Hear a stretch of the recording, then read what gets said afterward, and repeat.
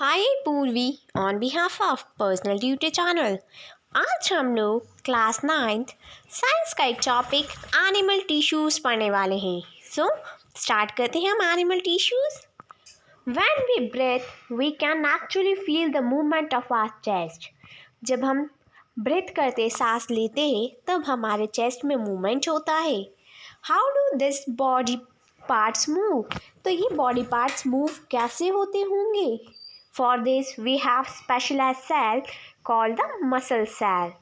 So, इस activity को perform करने के लिए हमारी बॉडी में एक स्पेशलाइज सेल है जिसे हम कहते हैं मसल सेल्स, क्योंकि मसल सेल्स के कॉन्ट्रैक्शन और रिलैक्सेशन की वजह से ही हमें हमारे चेस्ट में मूवमेंट लगता है. So the contraction and the relaxation of the cells result in the movement.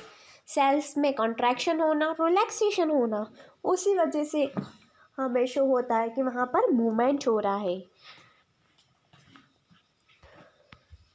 So during breathing we inhale oxygen. Breathing के टाइम हम ऑक्सीजन को इनहेल करते हैं. Where does this oxygen go? तो ये ऑक्सीजन जाता कहाँ होगा? It is observed in the lungs and is transported to the body cell through the blood. तो ये जो ऑक्सीजन है ये हमारे लंग्स ऑक्सीजन को एब्जॉर्ब कर लेते हैं और ये ट्रांसपोर्ट हो जाता है to all the body cell through blood. Blood के थ्रू पूरे बॉडी पार्ट्स में ट्रांसफ़र हो जाता है. Why would cells need oxygen? Cells को ऑक्सीजन की ज़रूरत क्यों होती है? The functions of mitochondria we studied earlier provide a clue to this question. जो हमने फंक्शन पढ़ा था माइटोकॉन्ड्रिया का लास्ट वीडियो में, उससे हमें क्लू मिल जाएगा. Blood flows and carries the various substances from one part of the body to other. तो जो ब्लड फ्लो हो रहा है हमारी बॉडी में वो अलग अलग सब्सटेंसेस को कैरी कर रहा है from one part of the body to other. For example it carries oxygen and food to all the cells. Blood ही ऑक्सीजन और फूड को ट्रांसपोर्ट कर रहा है. It also collect the waste from all the parts of body. हमारी body से जितना भी वेस्ट है उसको कलेक्ट कर रहा है and carries them to the liver and kidney for disposal. और वेस्ट प्रोडक्ट को वो लीवर या किडनी तक लेकर जाता है जिससे कि वो बाहर निकल सके बॉडी से. Blood and muscles are both example of tissue found in our body. Blood और मसल्स ये दोनों ही टिश्यू की एग्जाम्पल है. On the basis of function they perform we can think of the different type of animal tissue such as epithelial tissue, connective tissue, muscular tissue and nervous tissue. Blood is a type of connective tissue and muscles form the muscular tissue. Blood एक connective tissue है और muscles muscular tissue बनाती है.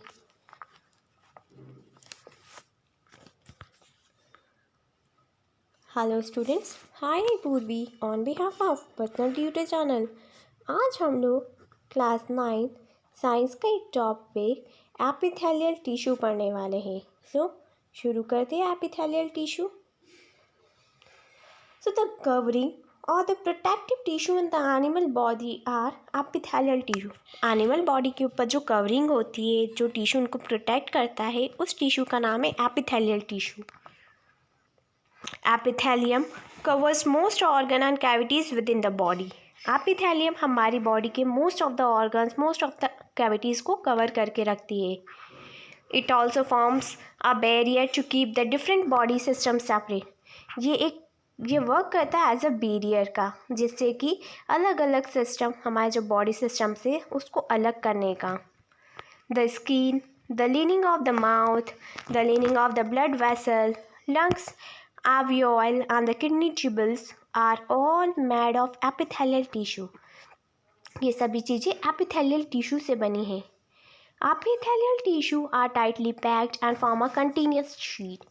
Epithelial tissue बहुत tightly pack है just like a solid, इसलिए कि continuous sheet बनाते हैं. They have only a small amount of cementing material between them and almost no intercellular space. उनमें एक सीमेंटिंग मटेरियल होता है उनके पार्टिकल्स के बीच में और इंटरसेलुलर स्पेस बिल्कुल नहीं होती है. Obviously anything entering or leaving the body must cross at least one layer of the epithelium. कोई भी चीज़ अगर हमारे बॉडी में आ रही है या कोई भी चीज़ लीव हो रही है हमारी बॉडी से, तो उसे एपिथेलियम की एक लेयर से गुजरना पड़ता है. As a result, the permeability of the cells of various epithelium play an important role in regulating the exchange of material between the body and the external environment, and also between the different parts of the body. So जो permeability होती है cell की, जो कि अलग अलग epithelial important role को play करता है, तो वो अलग अलग होती है. जैसे कि वो मटेरियल को एक्सचेंज में वर्क करती है हमारे बॉडी में. जैसे कि मटेरियल एक्सचेंज हो रहा है, इन्वायरमेंट से बॉडी में जा रहा है, बॉडी से इन्वायरमेंट में जा रहा है. सो वो सब होता है एपिथेलियम टिश्यू की वजह से. Regardless of the type, all epithelium is usually separated from the underlying tissue by an extracellular fibrous basement membrane. तो उसके अलावा जितने भी एपिथेलियम है उससे हमने सेपरेट किया है by extra cellular basement membrane से. सो यहाँ पर हमें बता रखा है एपिथेलियम टिश्यू, जो कि 3 टाइप के. First is squamous, second is stratified squamous, and third is cuboidal, and the last one is columnar यानी ciliated. This all are the type of epithelium tissue.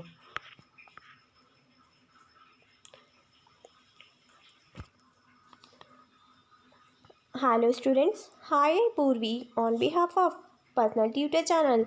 आज हम लोग क्लास 9 साइंस का एक topic connective tissue पढ़ने वाले हैं. सो start करते हैं connective tissue. So blood is a type of connective tissue. Blood एक कनेक्टिव टिश्यू का ही टाइप है. What would it be called connective tissue? Connective tissue है क्या? So a clue is provided in the introduction of this chapter. Now let us look at this type of the tissue in some more detail. यहाँ पर हम connective tissue को detail में पढ़ने वाले हैं. तो the cells of connective tissue are loosely spaced and embedded in an intercellular matrix. तो जो कनेक्टिव टिश्यू के सेल्स है वो बहुत ही ज़्यादा लूजली स्पेस्ड है. वहाँ पे सेल्स के बीच में बहुत ज़्यादा स्पेस है. द मैट्रिक्स में भी जेली लाइक फ्लूइड, डेंस और रिजिड.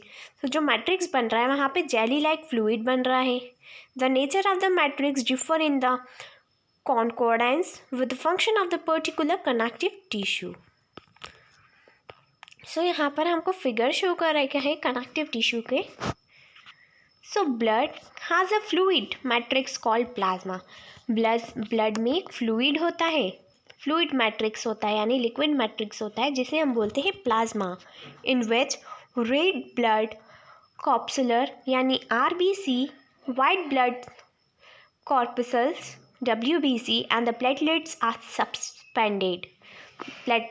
प्लाज्मा के अंदर ही RBC, WBC एंड प्लेटलेट्स होते हैं. The plasma contains the protein, salts and hormones. Plasma proteins को कंटेन करता है, सॉल्ट्स को एंड हार्मोन्स को. Bloods flow and transport the gases, digest the food, hormones and waste material to the different parts of the body.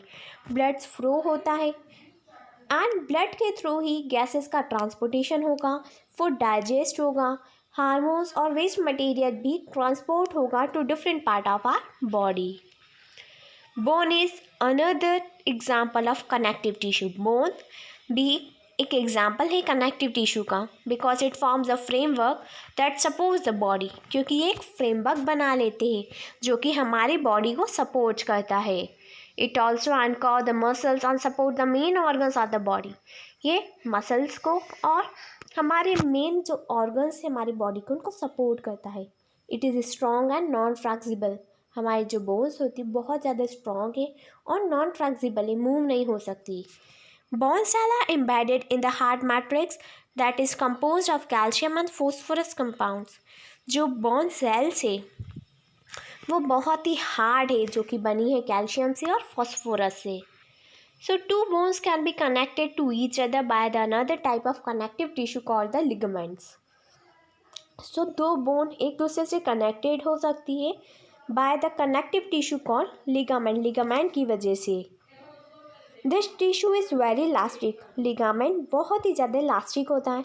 It has considerable strength. Ligaments contains very little matrix and connect the bones with the bones Tendons connect the muscles to bones and another type of connectivity. So ligaments और tendons दोनों ही हमारी body में as a connective tissue work करते हैं.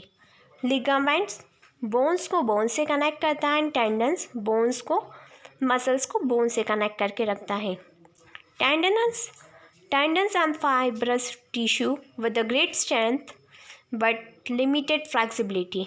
Tendons एक fibrous tissue है जिसकी strength तो बहुत होती है बट ये फ्लेक्सिबिलिटी बहुत लिमिटेड शो करता है.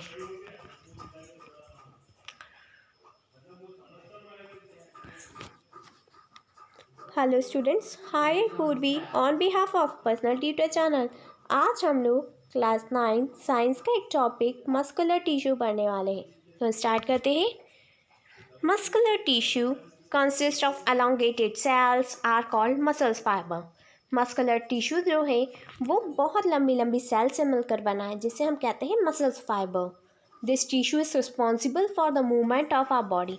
ये टिश्यू हमारी बॉडी में मूवमेंट के लिए रिस्पॉन्सिबल होता है.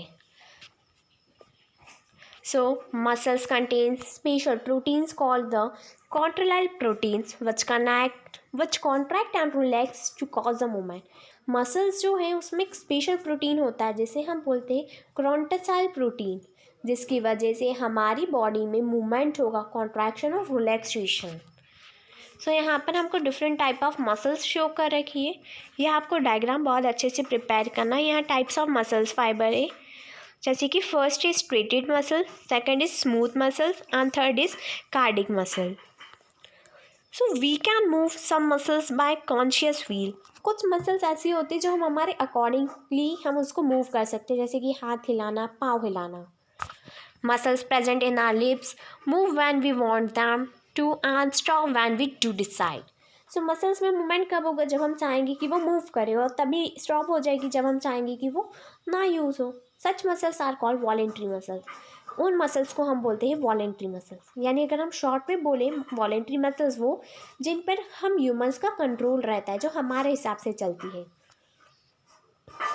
This muscles are also called the skeletal muscles as they are mostly attached to the bones and help in the body movement. So in muscles को हम skeletal muscles भी बोलते हैं क्योंकि ये बोन से अटैच रहती है. Under the microscope, this muscle shows alternated dark and light bands or streaks when seen appropriately. As a result, they are called striated muscles. The cells of this tissue are long, cylindrical, unbranched and the multinucleate. तो ये जो cell है striated muscles है क्योंकि इसकी position, इसका जो हम देखेंगे माइक्रोस्कोप में तो ये डार्क और लाइट बैंड शो करेंगे. So the movement of food in the alimentary canal और the contraction and the relaxation of the blood vessels are involuntary muscle. So जो मूवमेंट हो रहा है फूड का एलिमेंट्री कैनाल में, यानी फूड पाइप में, ब्लड वेसल्स का रिलैक्सेशन, कॉन्ट्रैक्शन हो रहा है, ये सब इनवॉलेंट्री मूवमेंट्स है जो कि हमारे कंट्रोल में नहीं है. We can not really start them, stop them simply by wanting to do so. हम ना ही इनको स्टॉप कर सकते, ना ही इनको स्टार्ट कर सकते हमारे विल के अकॉर्डिंग. स्मूथ मसल्स और the involuntary muscles control such movement. So smooth muscles और इनवॉलेंट्री मसल्स ही इन मूवमेंट्स को कंट्रोल करते हैं. They are also found in the iris of the eyes. ये हमारी इरीज, आइज में जो इरीज होती है उसमें पाई जाती है. Uterus and the bronchi of the lungs. The cells are long with a pointed end and uninucleate. They are also called unstriated muscles. Why would they call that? इन्हें unstriated muscles क्यों बोलते हैं? The muscles of the heart show the rhythmic contraction and the relaxation throughout the life. सो जो muscles हमारे heart में होती है, हमारी लाइफ टाइम तक उसमें रिलैक्सेशन होता है, कॉन्ट्रैक्शन होता है, रिदम साउंड करता है. This involuntary muscles are called the cardiac muscle. तो जो मसल्स हमारे हार्ट में होती है वो भी हमारे कंट्रोल में नहीं होती है, तो उस टाइप की मसल्स को हम बोलते हैं cardiac muscles. Heart muscle cells are cylindrical, branched and uninucleate. तो जो हार्ट मसल सेल है वो सिलेंडर शेप में रहेगी, ब्रांच रहेगी और यूनिन्यूक्लिएट. हेलो बच्चों, मुझे लगता है कि आपको ये वीडियो अच्छी लगे. अगर आपको इस वीडियो से रिलेटेड कोई भी डाउट है, कोई भी क्वेरी है, देन आप मुझे कमेंट सेक्शन में ज़रूर कमेंट करके बताइए. और अगर आपको किसी दूसरे टॉपिक से रिलेटेड कोई वीडियो चाहिए तो वो भी मुझे कमेंट सेक्शन में कमेंट करके बताएं. Thank you, have a nice day.